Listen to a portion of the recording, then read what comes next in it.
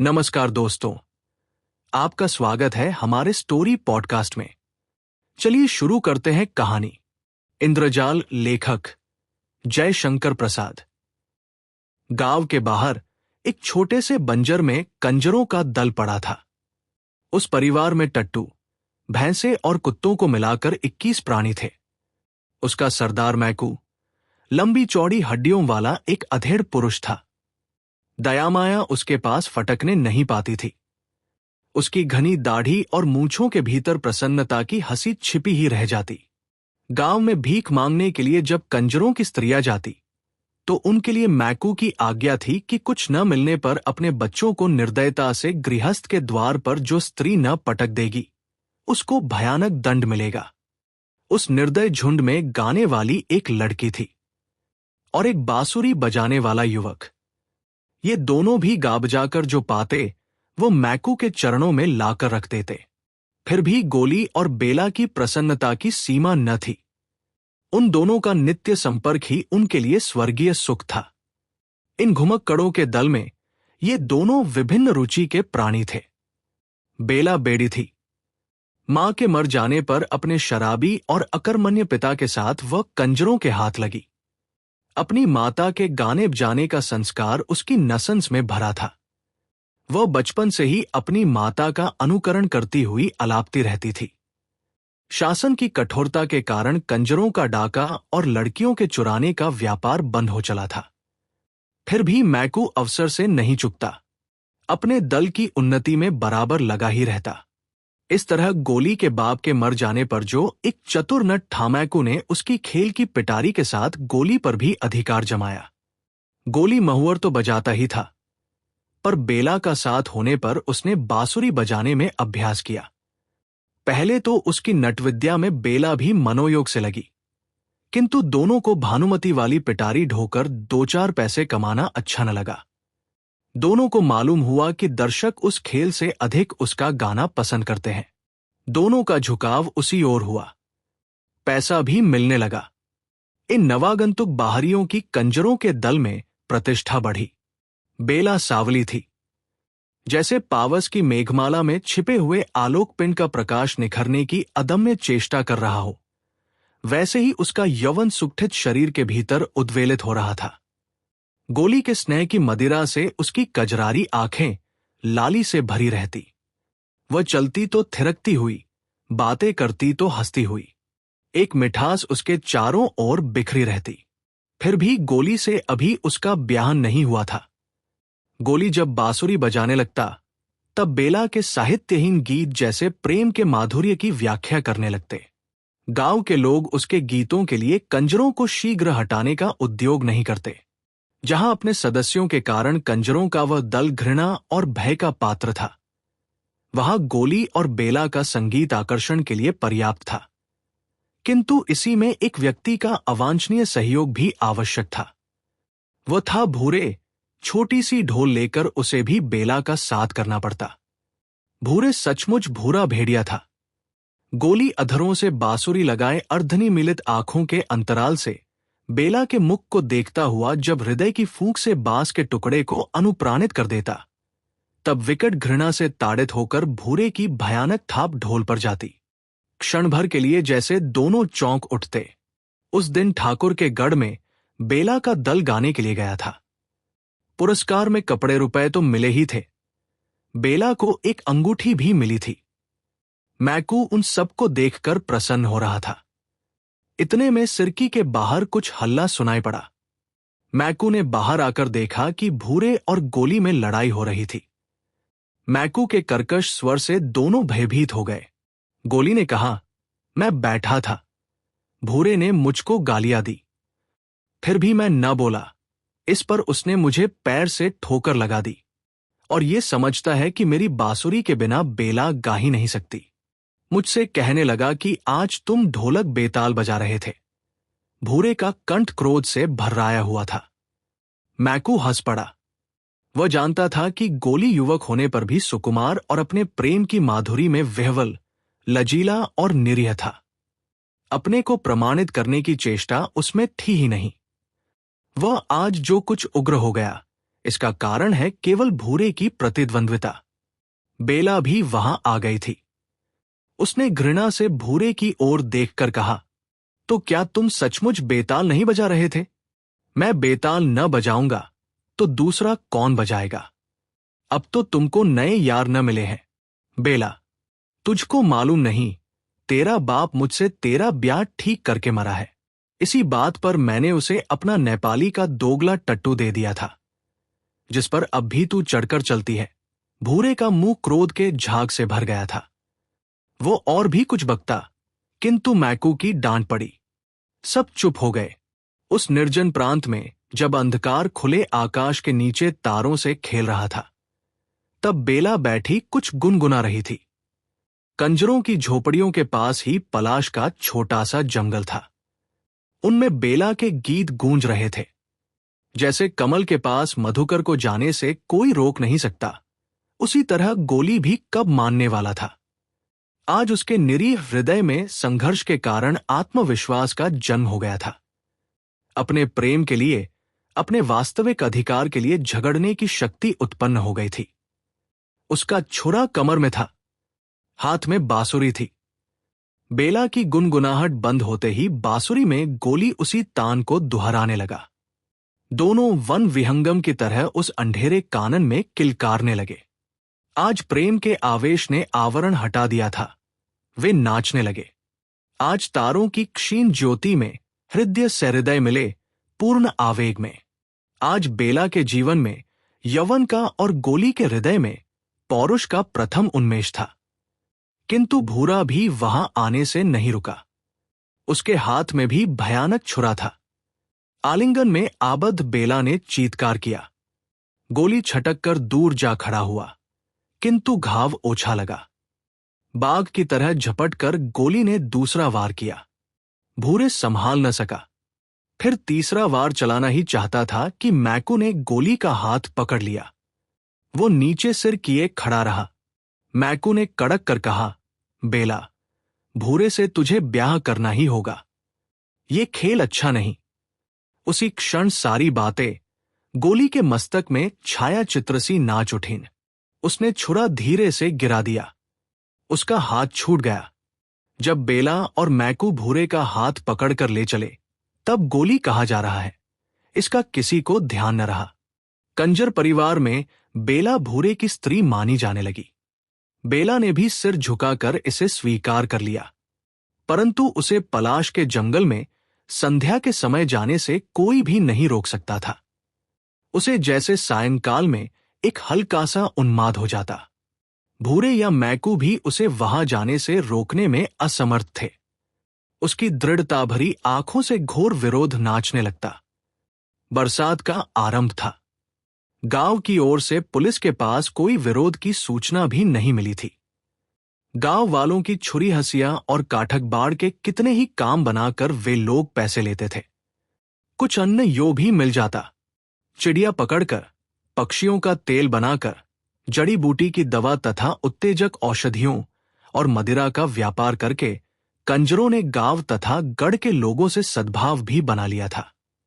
सबके ऊपर आकर्षक बांसुरी जब उसके साथ नहीं बजती थी, तब भी बेला के गले में एक ऐसी नई टीस उत्पन्न हो गई थी, जिसमें बांसुरी का स्वर सुनाई पड़ता था। अंतर में भरे हुए निष्फल प्रेम से युवती का सौंदर्य निखर आया था। उसके कटाक्ष अलस, गति मदिर और वाणी झंकार से भर गई थी। ठाकुर साहब के गढ़ में उसका गाना प्राय हुआ करता था। छींट का घाघरा और चोली, उस पर गोटे से ढंकी हुई ओढ़नी सहज ही खिसकती रहती। कहना न होगा कि आधा गांव उसके लिए पागल था। बालक पास से, युवक ठीक ठिकाने से और बूढ़े अपनी मर्यादा, आदर्शवादिता की रक्षा करते हुए दूर से उसकी तान सुनने के लिए, एक झलक देखने के लिए घात लगाए रहते। गढ़ के चौक में जब उसका गाना जमता, तो दूसरा काम करते हुए अन्य मनस्कता की आड़ में मनोयोग से और कनखियों से ठाकुर उसे देख लिया करते। मैकू घाघ था। उसने ताड़ लिया। उस दिन संगीत बंद होने पर, पुरस्कार मिल जाने पर और भूरे के साथ बेला के गढ़ के बाहर जाने पर भी मैकू वही थोड़ी देर तक खड़ा रहा। ठाकुर ने उसे देखकर पूछा, क्या है सरकार?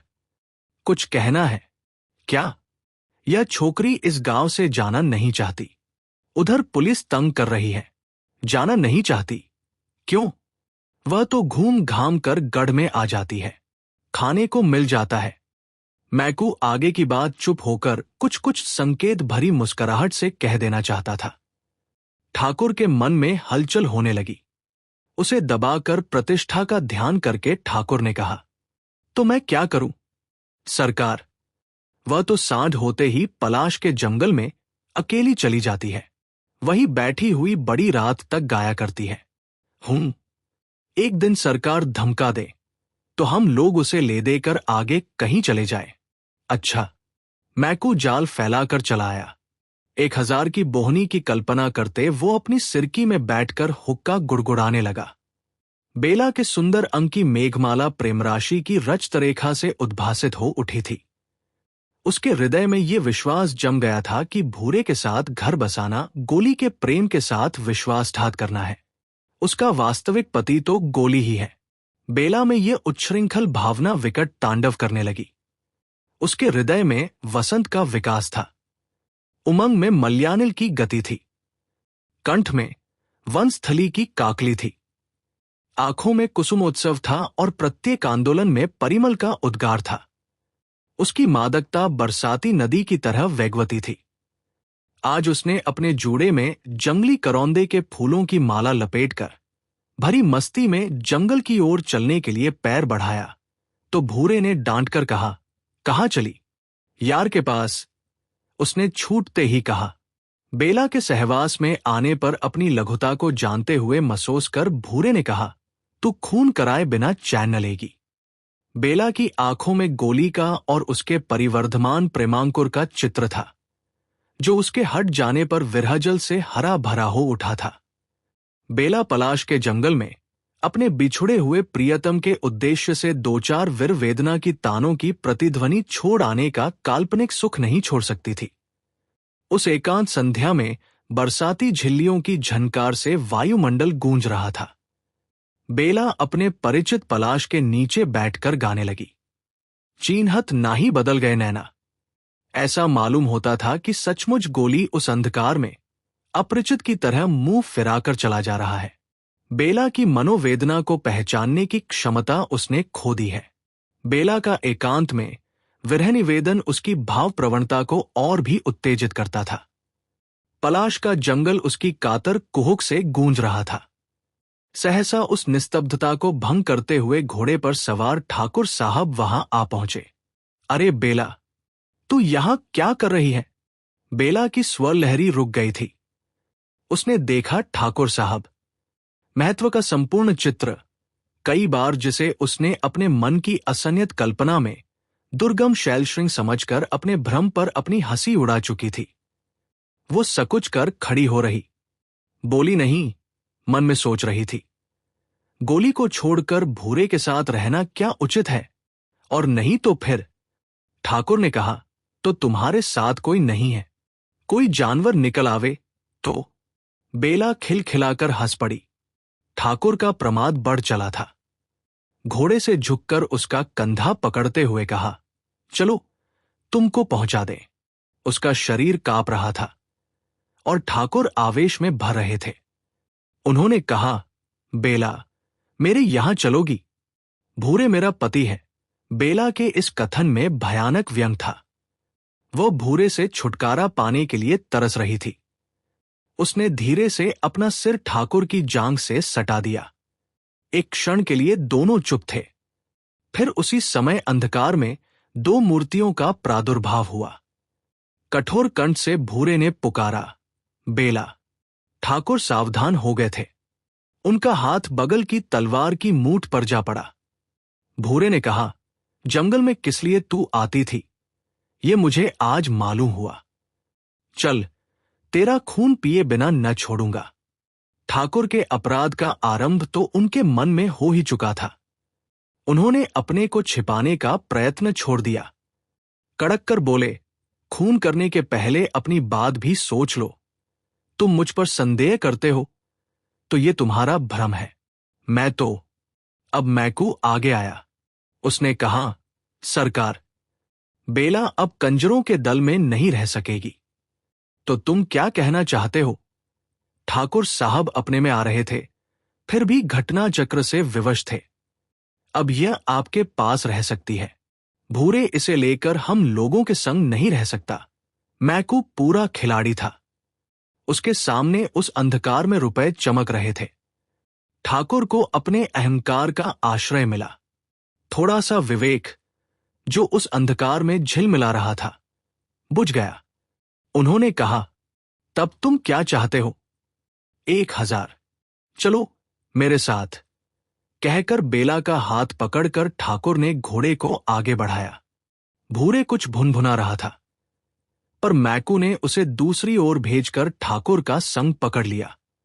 बेला रिकाब पकड़े चली जा रही थी। दूसरे दिन कंजरों का दल उस गांव से चला गया। ऊपर की घटना को कई साल बीत गए। बेला ठाकुर साहब की एकमात्र प्रेमिका समझी जाती है। अब उसकी प्रतिष्ठा अन्य कुल बधुओं की तरह होने लगी है। नए उपकरणों से उसका घर सजाया गया है। उस्तादों से गाना सीखा है। गढ़ के भीतर ही उसकी छोटी सी साफ सुथरी हवेली है। ठाकुर साहब की उमंग की रातें वहीं कटती हैं। फिर भी ठाकुर कभी कभी प्रत्यक्ष देख पाते कि बेला उनकी नहीं है। वो न जाने कैसे एक भ्रम में पड़ गए। बात निभाने की आ पड़ी। एक दिन एक नट आया। उसने अनेक तरह के खेल दिखलाए। उसके साथ उसकी स्त्री थी। वो घूंघट ऊंचा नहीं करती थी। खेल दिखलाकर जब अपनी पिटारी लेकर जाने लगा, तो कुछ मनचले लोगों ने पूछा, क्यों जी, तुम्हारी स्त्री कोई खेल नहीं करती क्या? करती तो है सरकार। फिर किसी दिन दिखलाऊंगा, कहकर वह चला गया। किंतु उसकी बांसुरी की धुन बेला के कानों में उन्माद का आह्वान सुना रही थी। पिंजड़े की वन विहंगनी को वसंत की फूली हुई डाली का स्मरण हो आया था। दूसरे दिन गढ़ में भारी जमघट लगा। गोली का खेल जम रहा था। सब लोग उसके हस्त कौशल में मुग्ध थे। सहसा उसने कहा, सरकार, एक बड़ा भारी दैत्य आकाश में आ गया है। मैं उससे लड़ने जाता हूं। मेरी स्त्री की रक्षा आप लोग कीजिएगा। गोली ने एक डोरी निकालकर उसको ऊपर आकाश की ओर फेंका। वो सीधी तन गई। सबके देखते देखते गोली उसी के सहारे आकाश में चढ़कर अदृश्य हो गया। सब लोग मुग्ध होकर भविष्य की प्रतीक्षा कर रहे थे। किसी को यह ध्यान नहीं रहा कि स्त्री अब कहाँ है। गढ़ के फाटक की ओर सबकी दृष्टि फिर गई। गोली लहू से रंगा चला आ रहा था। उसने आकर ठाकुर को सलाम किया और कहा, सरकार, मैंने उस दैत्य को हरा दिया। अब मुझे इनाम मिलना चाहिए। सब लोग उस पर प्रसन्न होकर पैसों रुपयों की बौछार करने लगे। उसने झोली भरकर इधर उधर देखा, फिर कहा, सरकार, मेरी स्त्री भी अब मिलनी चाहिए। मैं भी। किंतु ये क्या, वहां तो उसकी स्त्री का पता नहीं। गोली सिर पकड़कर शोक मुद्रा में बैठ गया। जब खोजने पर उसकी स्त्री नहीं मिली, तो उसने चिल्लाकर कहा, यह अन्याय इस राज्य में नहीं होना चाहिए। मेरी सुंदरी स्त्री को ठाकुर साहब ने गढ़ के भीतर कहीं छिपा दिया। मेरी योगिनी कह रही है। सब लोग हंसने लगे। लोगों ने समझा ये कोई दूसरा खेल दिखलाने जा रहा है। ठाकुर ने कहा, तो तू अपनी सुंदर स्त्री मेरे गढ़ में से खोज ला। अंधकार होने लगा था। उसने जैसे घबराकर चारों ओर देखने का अभिनय किया। फिर आंख मूंद कर सोचने लगा। लोगों ने कहा, खोजता क्यों नहीं? कहा है तेरी सुंदरी स्त्री। तो जाऊं ना सरकार? हाँ, जाता क्यों नहीं? ठाकुर ने भी हंसकर कहा। गोली नई हवेली की ओर चला। वनी शंख भीतर चला गया। बेला बैठी हुई तन्मय भाव से बाहर की भीड़ झरोखे से देख रही थी। जब उसने गोली को समीप आते देखा, तो वह कांप उठी। कोई दासी वहां न थी। सब खेल देखने में लगी थी। गोली ने पोटली फेंक कर कहा, बेला, जल्द चलो। बेला के हृदय में तीव्र अनुभूति जाग उठी थी। एक क्षण में उस दीन भिखारी की तरह जो एक मुट्ठी भीख के बदले अपना समस्त संचित आशीर्वाद दे देना चाहता है, वो वरदान देने के लिए प्रस्तुत हो गई। मंत्रमुग्ध की तरह बेला ने उस ओढ़नी का घूंघट बनाया। वो धीरे धीरे उसके पीछे भीड़ में आ गई। तालियां पिटीं। हंसी का ठहाका लगा। वही घूंघट, न खुलने वाला घूंघट सायंकालीन समीर से हिलकर रह जाता था। ठाकुर साहब हंस रहे थे। गोली दोनों हाथों से सलाम कर रहा था। रात हो चली थी। भीड़ के बीच गोली बेला को लिए जब फाटक के बाहर पहुंचा, तब एक लड़के ने आकर कहा, एक का ठीक है। तीनों सीधे उस पर जाकर बैठ गए। एक का वेग से चल पड़ा। अभी ठाकुर साहब का दरबार जम रहा था और नट के खेलों की प्रशंसा हो रही थी। मिलते हैं अगले वीडियो में। कृपया लाइक और सब्सक्राइब करना न भूलें।